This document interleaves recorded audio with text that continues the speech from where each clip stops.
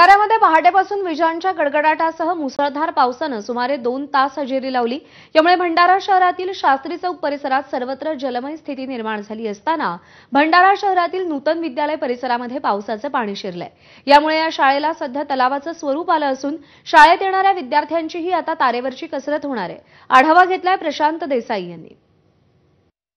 आपण शास्त्री चौक परिसरामध्ये आहो। आता या मल्लेवार यांच्या घरी अशा पद्धतीचं जलमय परिस्थिती निर्माण झालेली आहे।